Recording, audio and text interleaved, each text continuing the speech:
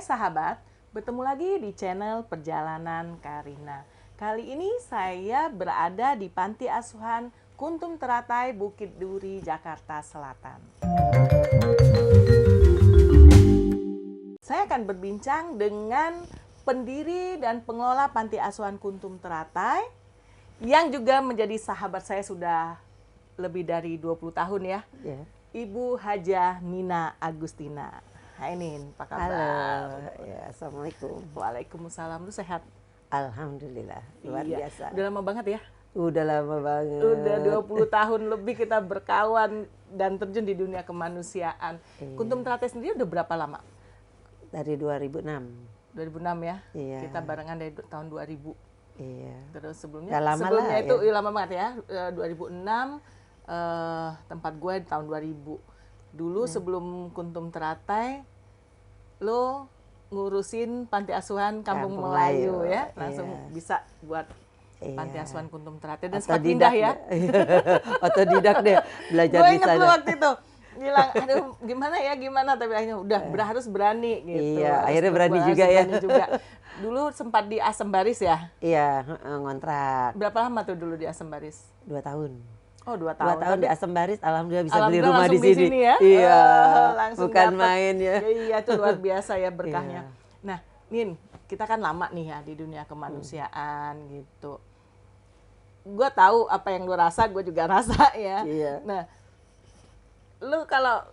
lu bedanya kan sama gue, lu kan di kota nih, di Jakarta ya, mengelola satu organisasi sosial di Jakarta. Kalau gue kan panti-panti asuhan gue pasti rata-rata di daerah ya, Jawa Tengah, di Papua dan lainnya. Nah, apa sih suka dukanya kalau mengelola orsos di ibu kota ini? Kan karakter anak-anaknya berbeda ya. Iya, betul. Cuman suka dukanya di sini susah cari anak untuk tinggal di panti. Karena mereka kan, apalagi yang yatimnya, mereka kan pola pikirnya keluarganya itu ngapain masukin panti, biarin aja dikelola sama keluarga mereka. Jadi pengemis atau ya, jadi anak jalanan kayaknya gitu. Kayak didagangin nih anak gitu loh. Jadi buat pemasukan si uaknya, si Omnya, tantenya kayak gitu gitu. ya. Tapi mereka akhirnya dengan pendekatan, dengan kayak kalau kita ada tamu apa, liatin buktinya nih ini gitu. Kalau ada beasiswa apa-apa kita kabarin, mereka baru mau. Pendekatannya dari ngaji. Memang ini ya berbeda penanganan kayak di Kementerian Sosial kan ada penanganan miskin perkotaan dan miskin desa gitu ya. Iya. Tapi memang dan karakter anak-anaknya mungkin beda kali ya, Beda, lebih keras kali ya. Nggak tahu gimana pola keluarganya, pola hidup keluarganya. Kita lihat Itu sangat mempengaruhi. ya mempengaruhi banget sama pertemanan mereka. Kalau Dan cenderung mereka mungkin sedikit lebih liar daripada anak-anak di desa atau gimana? tergantung. Kalau dia memang mainnya keluarga, maksudnya pertemanan mereka gitu loh. Dia mainnya banyakan di keluarga, apa mereka memang biasa liar. Nah itu dia. Kita pernah punya anak yang seperti itu. Terus? Iya, seperti kayak aku kan dapat dari Mbak Dewi tuh. Oh, yang dari Balbel si Wahyu. Oh ya, yang sempat jadi ada masalah dulu itu ya. Iya, itu kan dia masuk ke sini kelas 2 SD. Di Bangka kan ada kereta, sedangkan kami kan di sini dekat stasiun kereta. Waktu itu komunikator itu kan tidak berbayar boleh. Oh iya. Jadi saya sekolahin di Kebon Baru. Pulang dari sekolah naik kereta dia. 3 hari nggak pulang, terus kita cari tuh. Saya naik kereta dari Tebet ke Bogor, dari Bogor ke kota. Nyari tuh anak, nggak tahu ketemu dia di perkumpulan gembel-gembel. Jadi mungkin karena waktu di Babel nggak ada kereta, jadi nggak ada kereta, penasaran dia kali ya. seneng naik kereta. Terus Jadi karena dia keliling dong. keliling, takut pulang, diomelin pulang, sama takut Ibu Nina. dimarahin. Jadi ya udah. Takut dimarahin Terus sama lo, nih, akhirnya dia, Wahyu kamu tidur di mana? Tidur di situ yang ibu ketemuin.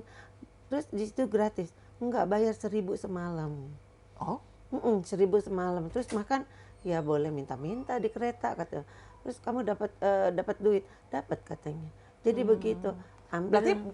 Berarti dia mau tidak mau malah jadi pengemis. Ya, karena pertemanannya itu dulu dari Balbel itu juga teman dia yang di mana, di sekolah? di kereta. Oh, dia temunya di Dia kereta. kan berlibur terus tiap hari. Oh, dia Jadi naik turun di kereta kereta. itu banyak gembel gitu. Begitulah Iya, iya, sampai iya. tangan saya ini sampai sekarang nih kebas-kebas kalau lagi kumat. Wah, Wahyu.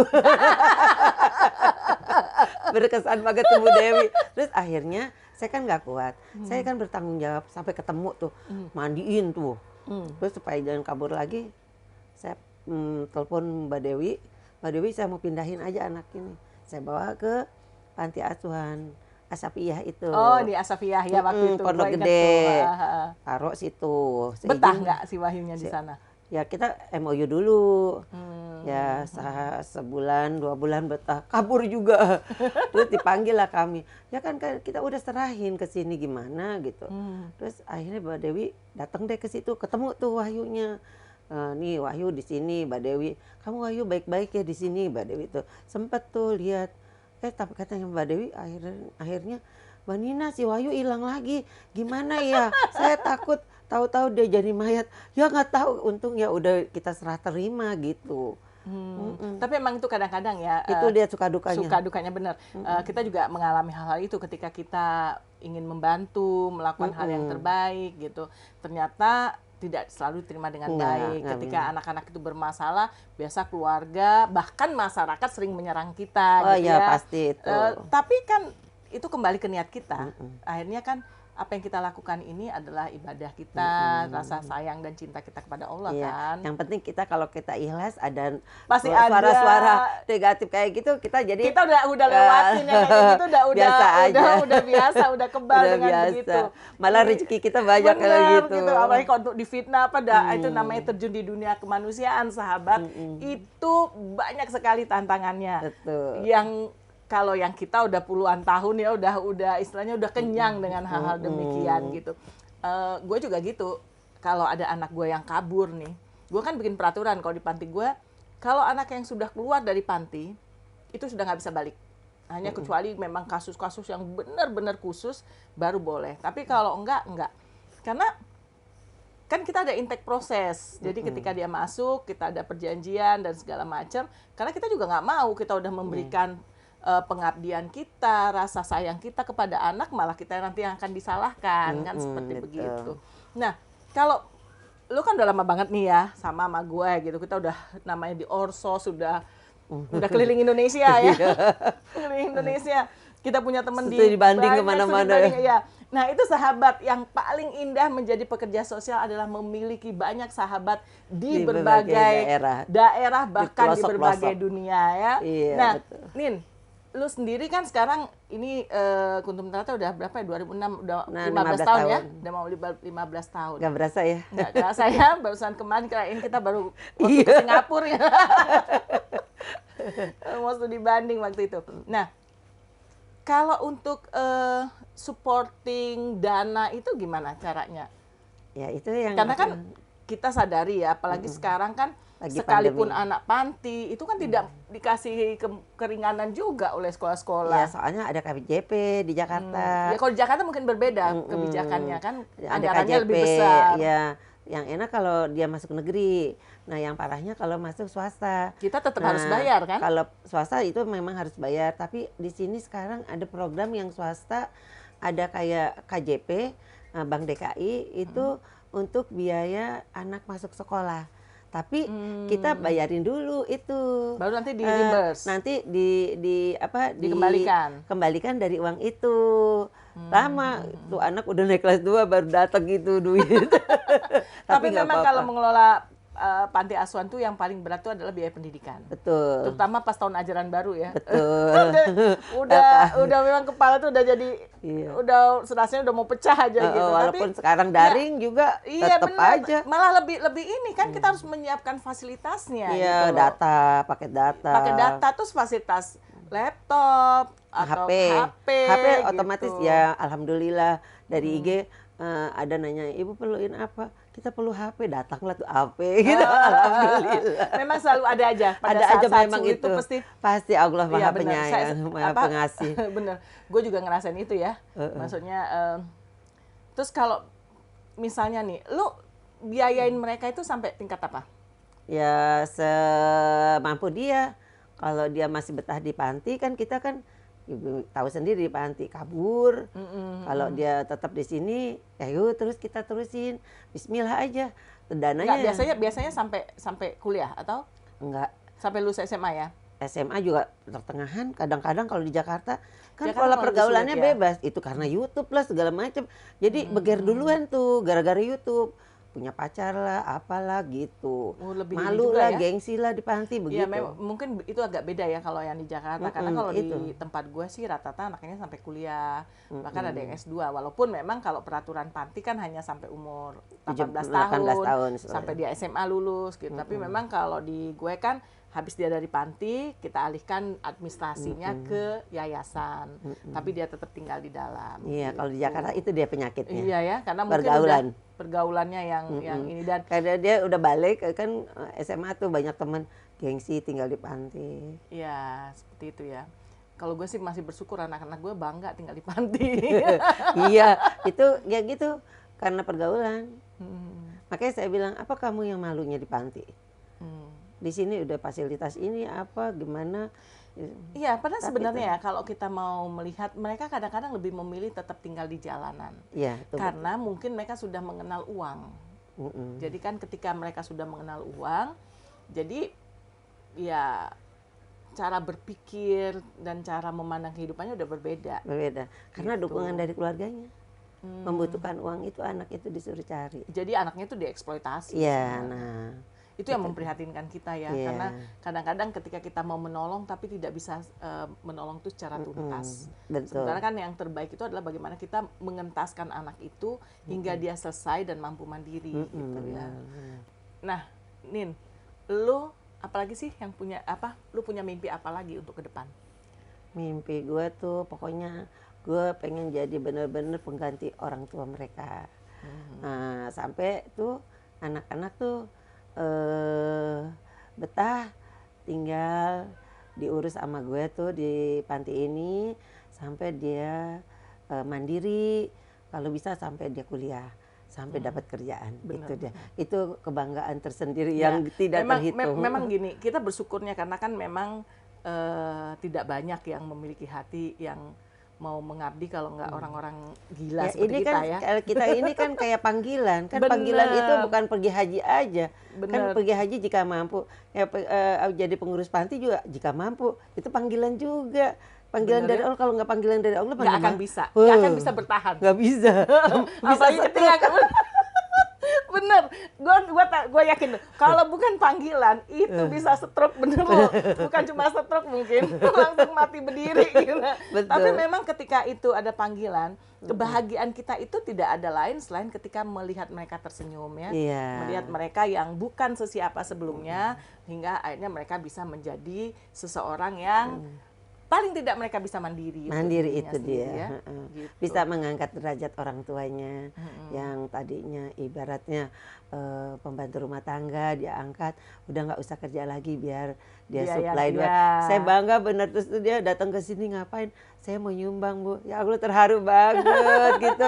Ya bener tuh gitu, padahal ya ada kita bukan apa bisa terharu ya. Benar. Apa kerja Tapi kamu memang sekarang? kalau kita sudah dengan anak-anak yang kita asuh, kita bina di yayasan kita maupun di panti asuhan kita itu kan kadang-kadang kita lupa kalau mereka bukan anak kita. Iya. Gitu. Gue juga suka gitu. Kadang-kadang anak gue juga suka protes gitu. Kok Mami lebih sayang anak orang sih daripada anaknya sendiri gitu. Iya, tapi lama-lama mereka bisa memahami. Iya, nah, anak gue sih udah pada gede, jadi dia tahu gitu, paham gitu. Kadang-kadang kalau mamanya pergi, "Ma, anaknya siapa yang mau jagain tuh?" Ngingetin, kan kita biasa gayap ya. Tapi dulu. memang tidak semua anak juga memiliki darah yang kita ini ya, yang masa Iya. kepedulian dan keterpanggilan yang seperti kita punya gitu. Iya. Kadang-kadang kan mereka masih sibuk dengan dunianya sendiri. Kadang-kadang Iya. berpikir, oh mereka bisa meneruskan apa yang kita sudah rintis, tapi tidak semuanya juga Nggak punya semua anak panggilan begitu. gitu. Kadang-kadang bilang begini, anak saya bilang, "Ma, kalau mama nggak ada nih, panti ini tutup aja ya." "Kenapa emang?" "Ya bukan gitu, Ma," katanya. "Kalau nanti yang nerusinnya nggak amanah, ntar mama digebukin Allah di dia." Jadi serem juga. Iya dah, tutup aja kalau nggak amanah gitu ya. Serem juga kan. Bener juga anak saya tuh. Udah tutup aja deh, Ma, jangan deh. ini biarin ada sekolah PAUD-nya aja sama RA-nya aja terusin gitu. Pantinya nggak usah ya mah kata gitu. Lu masih ngurusin tas juga ya? Masih. Tas, sekarang PAUD, Tas, PAUD, RA, Ratu itu Ampal, sama panti asuhan panti ini. asuhan, non Terus panti, ada non-panti, lansia juga. lansia sama majelis taklim ya? Majelis taklimnya si lansia. Lansia tuh ada satu tuh terlantar, tampung, kesian banget. Iya sih. Cuma saya bilang, Nek kalau mau ikut saya tiap pagi minum air, pokoknya ikutin peraturan saya deh. Enak deh kamu di sini. Kan biasa udah tua kan gitu. Iya emang. Tapi kadang-kadang ngurus orang tua lebih sulit, ngurus lansia itu lebih sulit deh untungnya dia anak-anak. bersih. Dia rajin ke puskesmas, dia karena ada diabetes.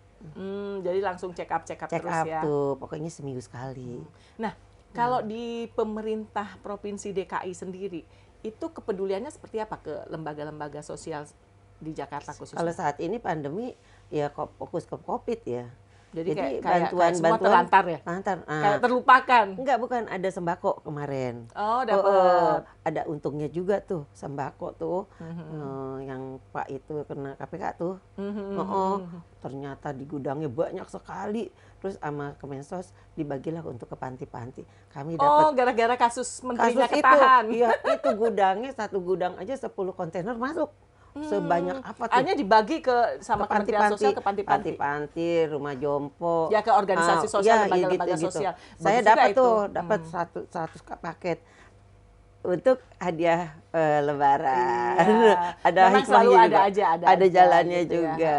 Ya memang gitu sih kadang-kadang. Berat loh, satu itunya 2, yang 5 kilo 2. Oh, banyak isinya. Banyak isinya. Tuh 20 kilo. Itu yang kita sedihkan ya. Seharusnya kan Kementerian Sosial itu menjadi pembina bagi kita, lembaga-lembaga sosial ya. Karena kan sebenarnya apa yang kita lakukan itu adalah tanggung jawab negara. Karena di Undang-Undang Dasar tahun 1945 kan jelas fakir miskin, anak terlantar itu kan harus dipelihara oleh negara. Tapi kita ini kadang-kadang gue juga mikir, kok mau ya? Tapi kan ada emang panggilan itu emang ya, panggilan itu ya. tadi.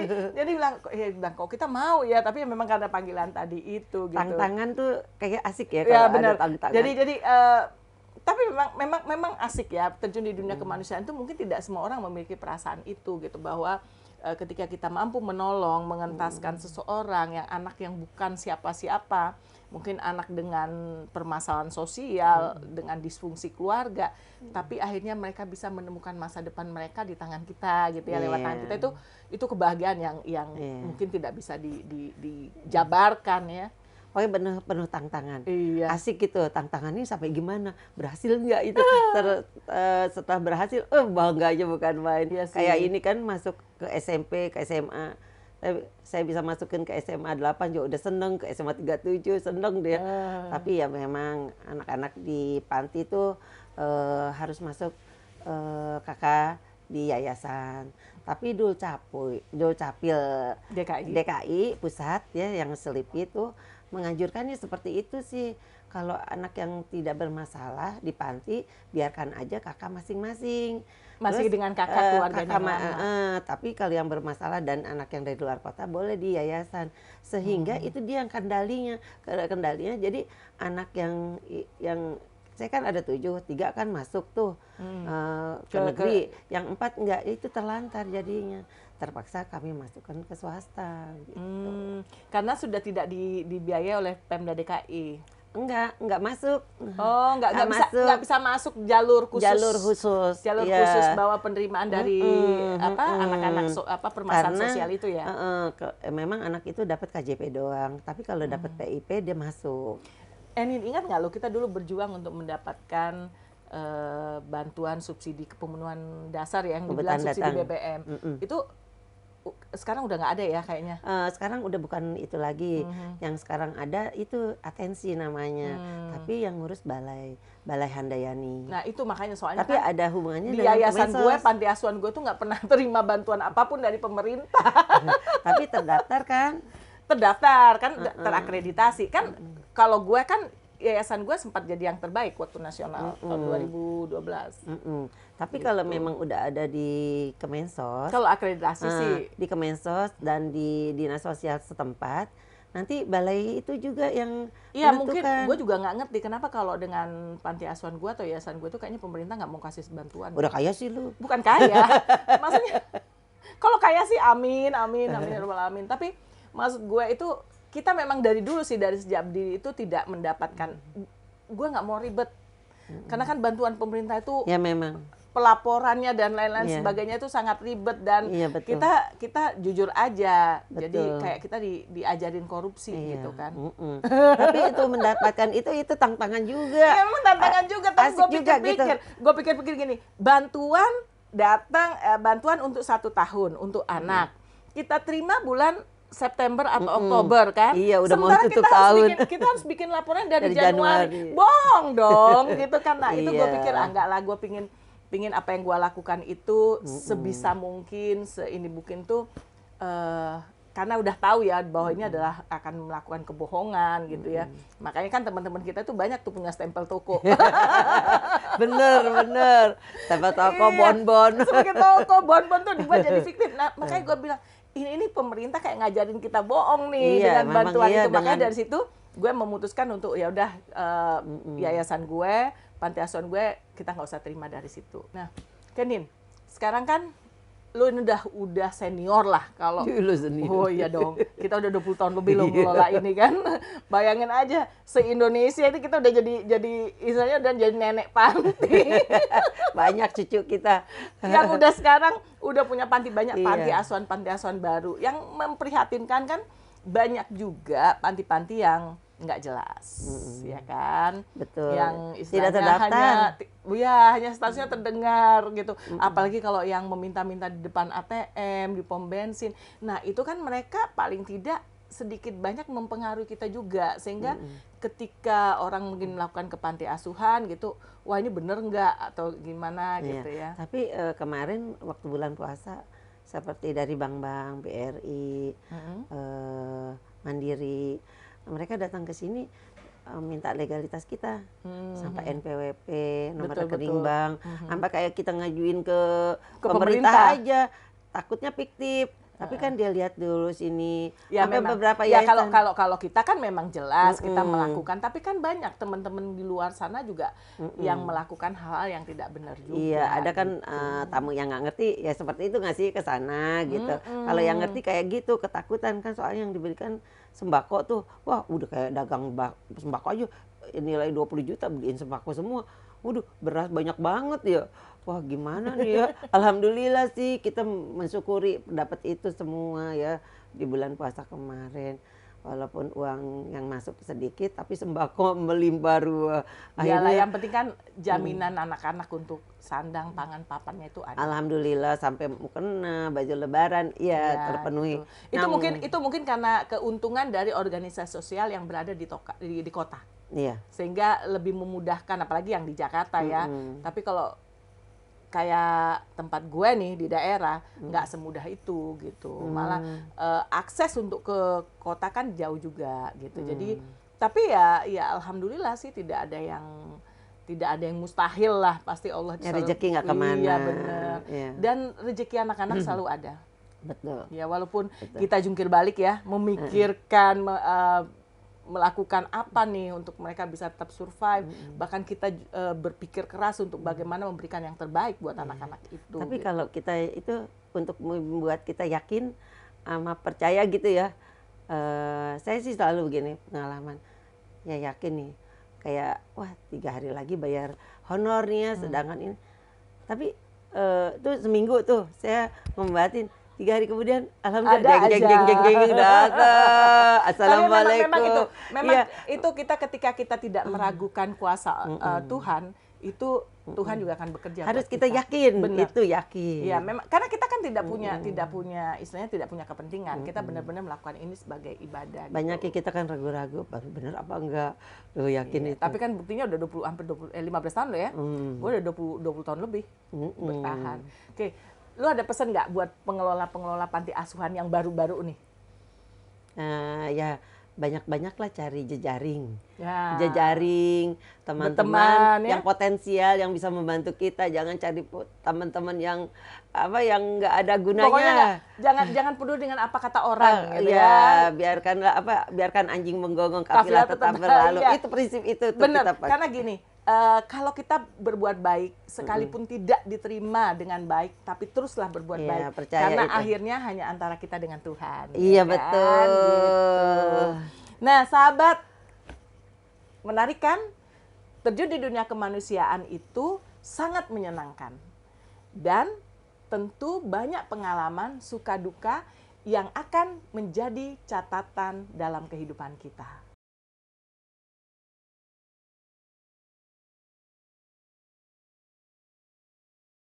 Masih banyak cerita lain yang ingin saya bagikan kepada sahabat semua.